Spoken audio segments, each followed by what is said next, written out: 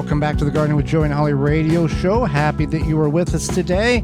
It's time for questions and answers. Your questions are answers. If you've got a question, you can send that on over to gardentalkradio@gmail.com. That's gardentalkradio@gmail.com. Or you can give us a call anytime, toll-free, coast to coast. That number is 1-800-927-SHOW, 1-800-927-7469. So this question is sponsored by Fleet Farm and fleetfarm.com. How far apart should I plant each tomato plant and then peppers and basil? Okay. Tomatoes, let's start with that. You can minimum, if you're doing cages, 2 foot. If you're doing Florida weave, you can squeeze them about 18 inches because you don't have the cages to, if you're really needing to get as many in as possible, about 18 inches. 2 foot to 18 inches. With peppers, if you got plenty of space and you got a 40-acre field and space is not a problem, 3 to 4 foot apart. So you can get in there, get air circulation, go ahead and harvest the tomatoes, all the things you need to do. If you are with peppers, is about 18 inches because a good pepper is going to bush out. And by the time you harvest your peppers, you want your peppers to be a hedge of peppers. Now, it's not scientifically proven, but many gardeners over the years have found that whenever you have peppers touching leaves or holding each other's hand, they seem to produce better. Don't know how clinically scientific that is, but we have seen that as well. So you want this hedge of peppers. So 18 inches, good spacing. And basil, 18 to 24 inches, 18 inches to 2 foot spacing, because a basil plant can get quite large and produce a lot of limbs and leaves for you, so you don't want to crowd them. And the problem with basil that we've seen, if you crowd it too much, the leaves can't dry off when you water or it rains, and then you get mold issues. And then you've got a whole nother mess that you got to deal with. So you want good air circulation, so 2 foot is a good number on the basil plants. So there you go. That's a long answer for a short answer there, Holly. Okay, how about this one here? Which is better, mixing coffee grounds in the soil or compost them in my compost bin? So I don't think one is better than the other. They're about equal. If done right. If done right, yeah. So if you are going to mix them into the soil, you want to mix them in. You don't want to just broadcast them across the soil. You want to take a little metal rake or cultivator tool and cultivate them into the soil. You don't have to do it deep, but just make sure that they're mixed into the soil nicely. And then with the compost, you can just put them in your compost and they'll do their thing there. So there's not really like a right or wrong way to use coffee grounds, but whether it be in the garden or in the compost, but you just want to make sure that if you are putting them in your garden, that you get them nice and mixed in. And you can include the filters. If you're going to add them to the coffee grounds and the filters to your compost bin, I wouldn't go no more than about 10% volume, because otherwise you're going to have this giant muck mess of coffee grounds. Now, coffee grounds contain nitrogen, potassium, and phosphate, and unlike what the myth is that, it'll make your soil acidic.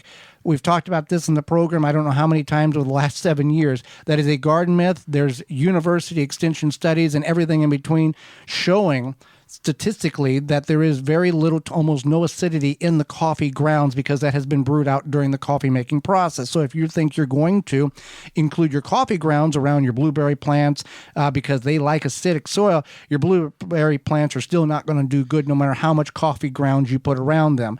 So they're good for bringing organic matter in. The worms love them, but mixing them in, we've figured a rough estimate, a 5-gallon bucket over about 40 square feet every couple of months would be about a good number, because you don't want to add too much because it will overcompensate, and if you don't mix it in, you're going to lose the nitrogen because it'll evaporate out of the grounds, and then you'll create this crust that is impermeable to rain or water, so you're not helping that at all either. So do both, and you'll be good to go. Absolutely. So our next question is, I'm going to be putting in a new strawberry bed, and I have read and seen over and over that you need to pinch off the flowers the first year. I did not do this, and I have berries. I do not recall what size they were. Okay, so we're going to give you the Iowa State University Extension Office's answer, and then we'll give you our experience answer. Okay, so the university says during the first growing season, all the blossoms should be removed from June-bearing strawberries. If flowers are allowed to develop into berries, their development will reduce plant growth, runner production, and the size of next year's crop. You can check them once a week to remove the blossoms. Those are on the June bearing. With ever bearing and day neutral strawberries, you remove all the blossoms until early July. Any flowers which bloom after this period may be allowed to develop into fruit. The first berries should ripen in August and continue until frost. Okay, so that's the university answer. That is, I guess, what some people may say the right answer. The science answer. The science answer. Now, we grew June bearing for a number of years, and we got them from root starts in a little bundle, and they all looked dead, and we planted them. This was back in 2011, and we never pinched anything off. Every berry that would come on that thing, we would harvest. And I don't recall any time that I was thinking, boy, this is not good. These plants don't look healthy. And by the third or fourth year, strawberries will typically grow 5 to 7 years. By the fourth, fifth, sixth year, we were getting 15 to 20 pounds of strawberries out of our 150 square foot strawberry patch as they produced daughter plants, and those daughter plants continued to produce strawberries. You can do what the science says, and you can talk to a lot of gardeners who say they never pulled them off, as our experience, and they did just fine. So can't give you a good answer there, I guess. I mean, is it the end of the world that you didn't pinch the growth off? No. It'll catch up. Yeah. I think stuff always just catches up. So we have another question about what do you put in the hole when you're planting tomatoes? Well, that's a whole show in itself. Right. But what we used to make a phenomenal concoction of this and that and all of these things. We just use an all-purpose, all-balanced organic fertilizer that's under a 10-10-10. It's like a 6-4-6 something, because anything over a 10-10, you're adding too much fertilizer to the hole that plant will not be able to utilize during the growing season. Now, if you're in Florida or you're in South Alabama or you're in Texas, you can use a 10-10, 15, something of a higher number because you've got a longer growing season. But for most of us who are listening to the program, our growing season is very short, so we don't want to over-fertilize or use too much or spend more money than what we need to. Some people will say put the Tums and powdered milk and all this stuff. Or balanced fertilizer and regular watering will solve 99.5% of all the problems your tomato plant could ever face. And mulching, and that takes care of the other 4/10. So you've got about 0.1% of problems if you that is left. If you water, mulch, and just use a regular fertilizer, you've got pretty much no problems with your tomato plants. Absolutely. Okay.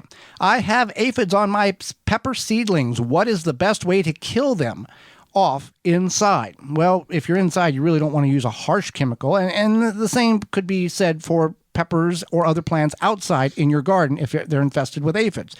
So here we've got a couple of suggestions here. Holly, what do we got? Sure. So you can use a spray bottle with, you want to use an asbesticidal soap.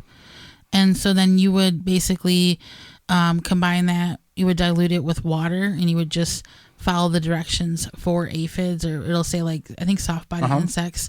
Yeah. So you'd follow that directions in a whether it be like a handheld spray bottle or a pump sprayer from Chapin. Chapin's got good. And if you don't want to go with the insecticidal soap, you can just fill that thing with warm water, set the tray in the tub, and just blast it with a mist, and it'll dislodge a lot of those aphids. Right. That's a good way. Some people will go in there with rubber gloves and smash as many as they can.